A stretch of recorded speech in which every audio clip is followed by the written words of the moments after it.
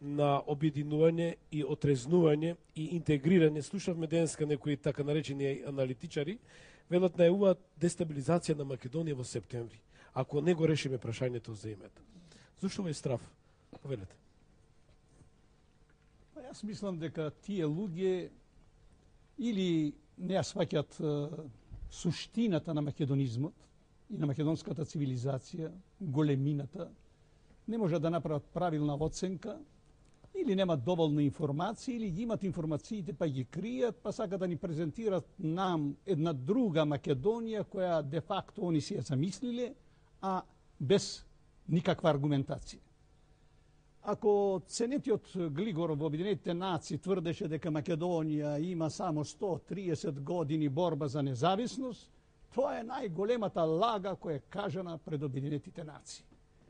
Македонија има борба за постоење. Македонија има организиран живот.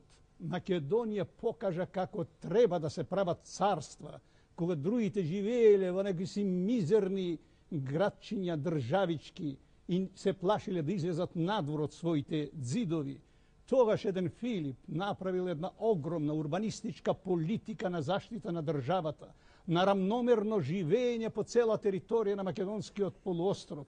Направи едно царство како фундамент за да после може Александар да направи едно царство 3,8 милиони квадратни километри, да изгради 70 градови Александрии, а потоа и Селевкидите, 110 други градови, да изнесат од овдека најмалку околу 2 милиони луѓе во тоа време, да направат градови како што е Александрија, кај што при крај на првиот век пред наша ера достига некаде до 1 милион жители, кај што има библиотеки, има сите културни објекти од областа на културата, од областа на политичкото живење, од областа на трговијата, значи направи најголеми трговски центри во светот. И сето тоа сега некој сака да ни го приграби. Направиле академии, направиле музеи, направиле лицеуми, направиле што се не. Цела купната таа култура сега некој сака да ни ја прикаже како некоја се хеленистичка. Нашиот образовен систем треба да си го промени начинот на презентација на македонската цивилизација. Значи, нашиот универзитет треба да оформи древна македонистика. Нашите учени луѓе или нашите студенти кои го завршуваат тој систем, јас викам дека се тие интелектуални инвалиди.